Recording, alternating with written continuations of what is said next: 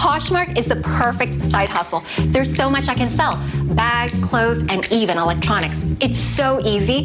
I can list in 60 seconds or less. I can't imagine a better side hustle. Life, diabetes. Each day is a unique blend of going, doing, and living. Lucerna Protein Smart with 30 grams of protein to help keep you moving. Uniquely designed with Carb Steady to help manage blood sugar response. Lucerna, bring on the day.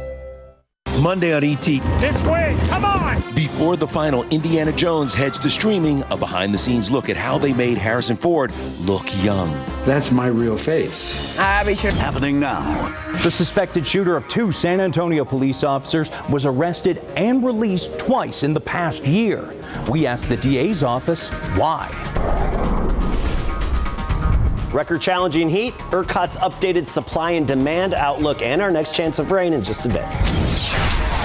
A crisp garden salad is a healthy choice, but there have been plenty of food poisoning outbreaks linked to leafy greens. So coming up, some precautions you can take to make your salad a little safer.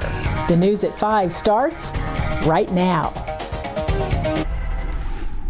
A gift from Mother Nature yesterday likely helped us avoid last night what could happen tonight. The statewide demand for energy so high yesterday, only last night's rainstorms in Houston kept us from experiencing rolling blackouts. But we are back in the same boat today. ERCOT once again asking us to curb our energy use today until 9 o'clock tonight. The state agency making that appeal, saying the amount of wind energy being produced is low. The demand, though, still high. That means avoid using major home appliances like the oven and washing machine this evening. And when you look at ERCOT's outlook for the rest of the day today, it's not as dire as what it was yesterday. Still going to be a close call.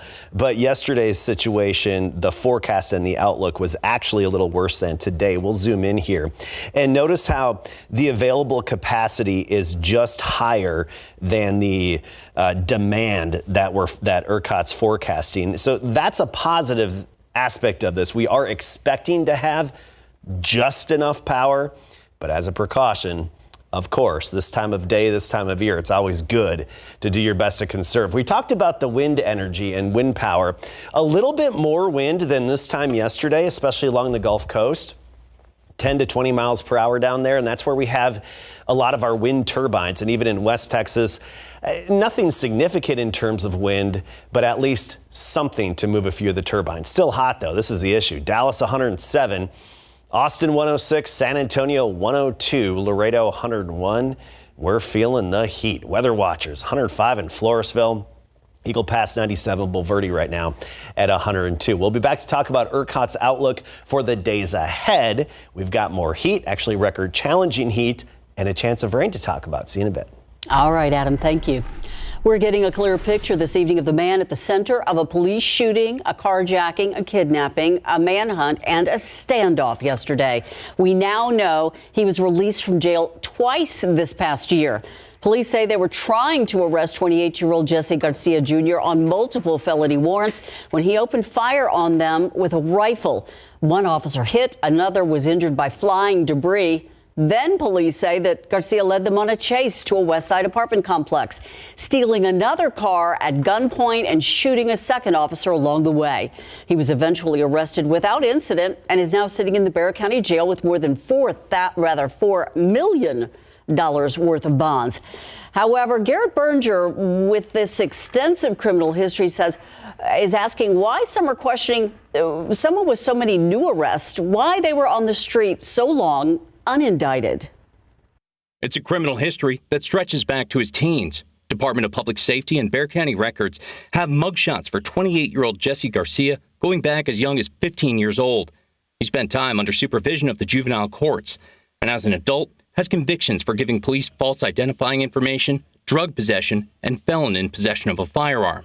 And in the past year, things have picked up. He was arrested and released on bond last September for drug possession and unauthorized use of a vehicle. Then again in June for car burglary, evading arrest, and felon in possession of a firearm. With 2 of his officers still in the hospital this morning, San Antonio Police Chief William McManus tweeted out, "Why wasn't he in jail? Why weren't his bonds increased?" The first assistant DA for the Bexar County District Attorney's Office said in a press conference the bond system is frustrating. But until we have a system that's more based on risk, where judges can look at, they can look at the defendant, they can look at the case, they can look at the criminal history, and have more authority to remand people when they're clearly dangerous, then this is going to continue to happen. Judges set bonds, he noted, not the DA's office. But Garcia's September cases also haven't been indicted 11 months later. Pressed on why, Henriksen didn't have a clear answer. There seems to be a reason, but I don't really want to comment on that until I'm certain that I know exactly what the answer to that question is. Nor did he know why prosecutors hadn't pushed to raise or temporarily revoke Garcia's September bonds after his arrest in June. I don't know the answer. Maybe they were relying on pretrial, but they could have filed motions to increase, and that did not happen. Instead, when Garcia's bondsman from June lost contact, those bonds were doubled and warrants issued. The warrants that SAPD was trying to serve on Thursday. Garrett Berger, KSAT 12 News. San Antonio police say in a Facebook post that the reason that Garcia hid out at the Westwood apartment complex yesterday is he has friends there. It comes as no surprise that he hung out there. We reached out to San Antonio police to find out how many times they have been called to the Westwood complex so far this year. The numbers show more than 400 calls, and officers were out there nearly every other day. Many of those calls listed under disturbance, which is a low priority call, but sprinkled in there, theft, burglary, and narcotics-related crimes. Jose Garcia, who lives there, says this latest episode, though, was the most concerning police action so far. I felt it in my chest. It was so loud. I was like, oh, my God. And, we're in this neighborhood, we're kind of used to it, but it was really close. We did reach out to the Westwood apartment complex manager to learn if there was something that could be done to help the people living there, and we are still waiting to hear back from the management. They're just part of the family, and it sucks when part of the family is being told they got to go. New at 5, Longhorns in limbo in northwest Bexar County. A family that has kept cows on their property for nearly a decade says their livestock is now getting the boot. The city of Gray Forest quoting a city ordinance and a possible state law that says they're not allowed.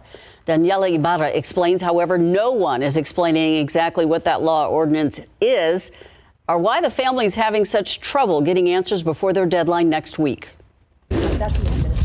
In Gray Forest, neighbors treat Stella, Sienna, and Savona like celebrities. People love them. Including Chandler Baker. They're pets. His 3-year-old daughter has grown up with them. I have pictures of her going from, being super, super tiny to now, and I'm planning on having her show them. But there's a chance she won't ever get to. Earlier this month, Baker says he got this letter saying the Longhorns violated city ordinance. The ordinance says the Bakers are required to get a permit for the Longhorns. If they don't, the letter says the Bakers could be fined up to $500 a day, or their Longhorns could be seized. Baker says his parents apply for a permit every year. This time, he says it got denied.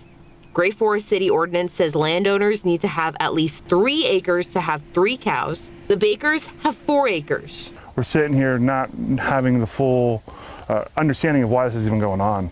Debbie Swisher, who lives nearby, says she and her other neighbors don't mind the Longhorns. They bring smiles to the people who stop and visit them. #leave the Longhorns. The city of Gray Forest's mayor, Amanda Waldrop, refused repeated interview requests for this story. The city's attorney has also not returned our phone calls. The mayor did tell us in an email the city had gotten several complaints about city ordinance violations, animal welfare worries, and possible breaches of state law. Makes it sound like we're criminals. When asked which law the Bakers could be violating, Waldrop said she couldn't tell us. We want the best for these cows more than anybody else. They're our pets, they're our friends. Baker doesn't know how he'll break the news to his daughter. We just want to keep our cows. I want to keep my daughter's friends. I want to keep the moo-moos. I don't understand why now it's become the hot topic. Daniela Ibarra, KSAT 12 News. The KSAT Pigskin Classic kicking off tonight live here on KSAT 12. It's a primetime matchup between Holy Cross and Antonian Catholic schools.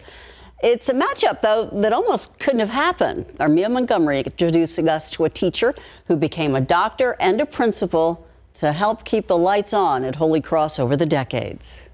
It's been a great ride for me. I'm enjoying it. Brother Stanley Culata may be the first name that comes up when you ask someone about Holy Cross of San Antonio. Holy Cross started in 1957 as a boys-only high school, an institution to serve Catholic, college, preparatory education on the city's west side. Brother Stanley arrived as a first-year teacher in 1958, but during his time as an educator, he saw the community lacked another need: medical services. I said, well, I'll try that, try medical school. I had to take some pre-med courses, so I went to St. Edward's University in Austin.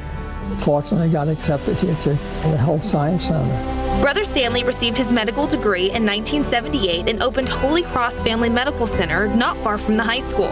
He also served as the chief of staff at Santa Rosa Hospital for 2 years. I enjoyed the time overall. Of course, family practice is like general practice. You see everybody, little ones, the old ones, But I really got to like working with the senior citizens. The Knights became co-ed in 2005 and expanded their grade levels to middle school. At the center of it all has been Brother Stanley, finding ways to keep the doors open through some very tough times. It's part of his legacy at Holy Cross. I believe we're meant to be here. It's a team effort. It's not one person. And the people responded. Brother Stanley started as a teacher, became a medical doctor, a principal, and eventually president of Holy Cross. Even though he retired in 2016, he still lives on campus in the Brothers' residency. But don't let this 87-year-old fool you. He is still fighting for what he believes is best for the future of private education, school choice. It costs money to have good education. Money can save you or it can strangle it. Lack of it can strangle you. So I'm not sure to make that argument any stronger than that. He's a hero. All right, in their second week of the high school football season, Holy Cross is going to be playing their first ever game out of state. The Knights are going to travel all the way to New Orleans, which just happens to be where Brother Stanley graduated from back in 1954. Now, as you can imagine, this is a day that football fans have been waiting for.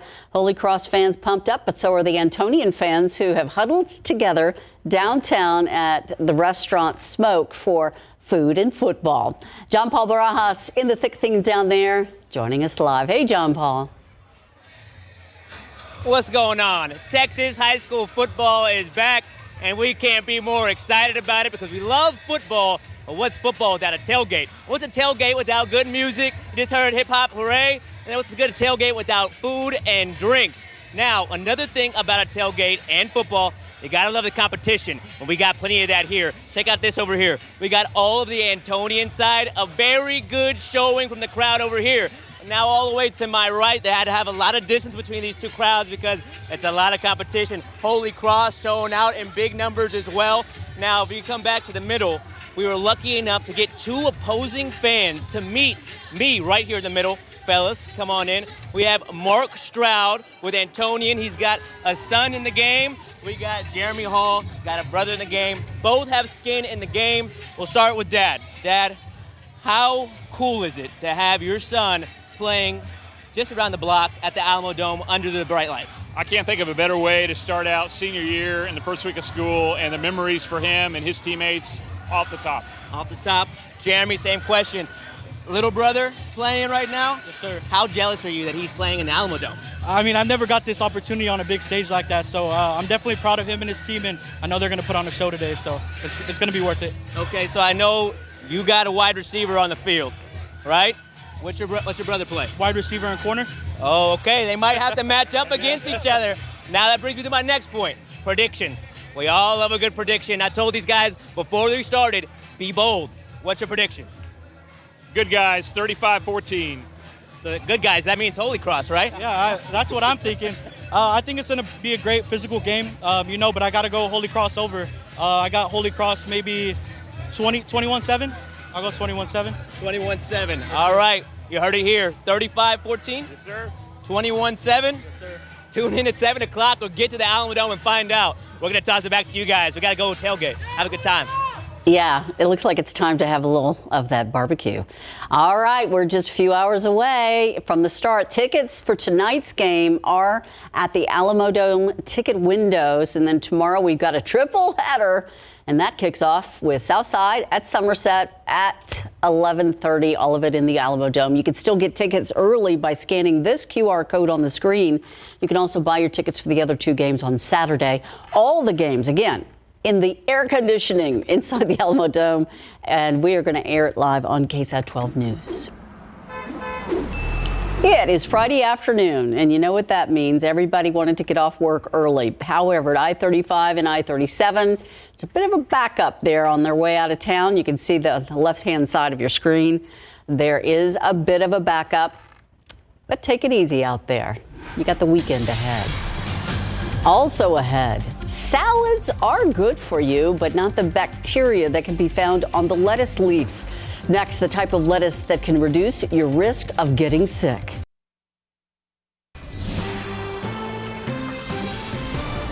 A big, crisp green salad full of all kinds of good things for you, but also sometimes some bad stuff, too. In the past 10 years, nearly 80 food poisoning outbreaks have been linked to leafy greens. 12 News Side's Marilyn Moritz with some ways to make your salad safer. We've got fresh romaine lettuce. We're going to take it all apart so that we get every ounce of it nice and clean. Lindsay Kirtland makes hundreds of salads each week at her restaurant. I mean, restaurants, we don't set out to make people sick, right? And so we have to do our due diligence to make sure that our customers are well cared for, because all we're trying to do is serve the community. Typically, we eat a salad cold, so there's no chance to kill off any possible bacteria by cooking it. Most recent romaine lettuce recalls are linked to E. coli and listeria. How and why? Well, that's tricky. Contamination can happen anywhere from farm to table. Cattle can carry deadly strains of E. coli, and their manure can contaminate crops.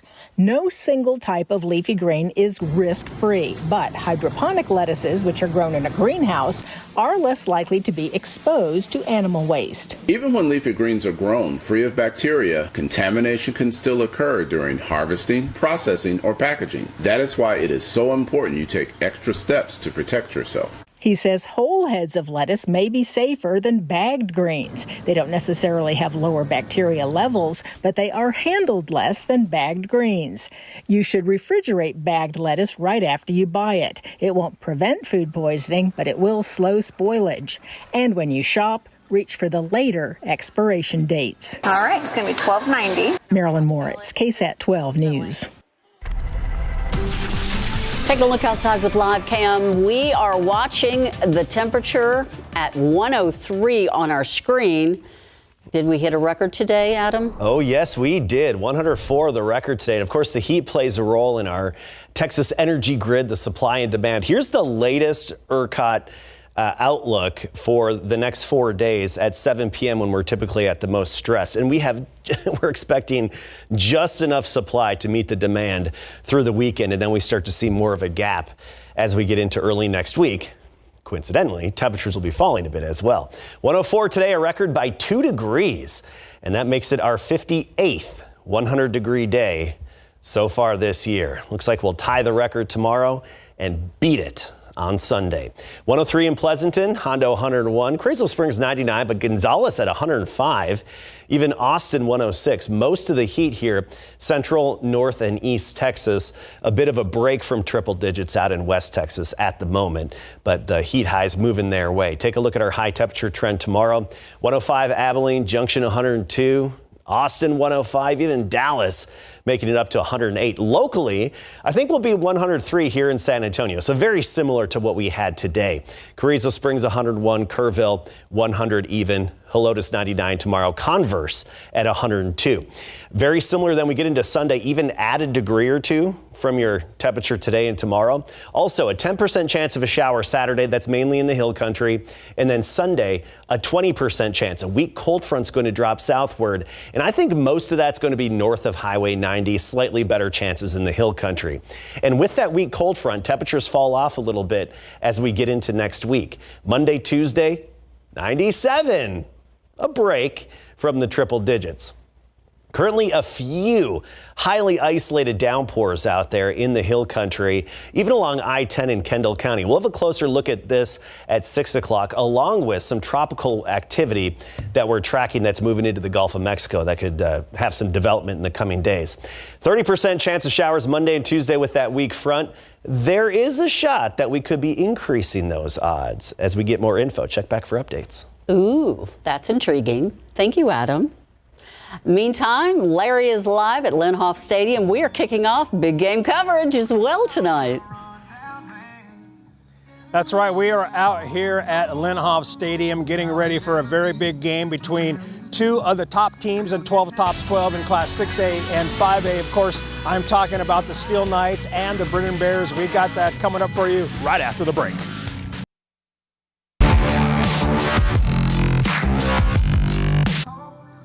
Good afternoon, everybody, and welcome live to Linhoff Stadium, where tonight the Steel Knights will host the Brennan Bears in a big-time showdown between two of the best 6A programs in the area. What a way to kick off week one, right? So the Knights are number one in 12's top 12 Class 6A, 5A rankings. They have 10 starters coming back from last season's squad that went 11-1 overall, advancing to the second round of the playoffs. Offensively, they're led by junior quarterback Chad Warner, who passed for nearly 2,500 yards of 23 passing touchdowns last season. This young man can play. He is dual threat. Now the Brennan Bears enter the regular season ranked second in 12's top 12 6A, 5A rankings. They have 8 starters coming back from last year's squad that went 12-2 overall, making it all the way to the 6A D1 regional finals. DB Ryan Love is a player to keep an eye on for them. Last season, the Knights edged out the Bears 35-34 in the first ever KSAT Pigskin Classic. That was a great game. Brennan, Steel tonight. Let's go. Man, like I said, it's been an opportunity, but like we're here every day, ready to work, and we're coming with our best. Hope they come with theirs. Ever since we lost that Westlake game and realized our first game was going to be Steel, it's been beat the Knights, beat Steel. Like every day, it's just repetitive. It's drilled into my brains. I wake up and I'm like, beat Steel. Like that's what I work towards. Like a great season and taking back number one. Well, we're very excited, but we're just focusing on like preparing ourselves. Really, we know that they're a worthy opponent. They're going to give us a good matchup. So we're really just getting ready this week. We've been preparing all summer, getting ready for the season. I'm just very excited. I mean, it's going to be a great competition. It's going to help us out get ready for the season. Just why is it important to play a team like them right out? Because I mean, we have, especially with the schedule we have, I mean, it's going to prepare us to go along and play harder and just like help us prepare and just keep getting better and better as we keep playing. And it's just a great way to start playing against them. All right, Brennan and Steel will kick tonight at 7:30. We'll have highlights of at least 16 games on the night beat. You can catch it all later at BigGameCoverage.com and the KSAT YouTube channel. Tonight also marks the first BGC road trip this season with stops in Lytle, Natalia, and Devine. A nice little run down I-35. Mary Rominger will have previewed Lytle's game tonight at 6. And, of course, tonight, the KSAT Pigskin Classic kicks off at the Alamo Dome with the Antonian facing Holy Cross. Tomorrow is our triple hitter, Southside versus Somerset, Jeff Uvalde. And we cap it off with O'Connor and Brandeis. What a weekend for high school football. We'll catch y'all later on the night beat. We'll be right back after the break. So much for watching. World News is next.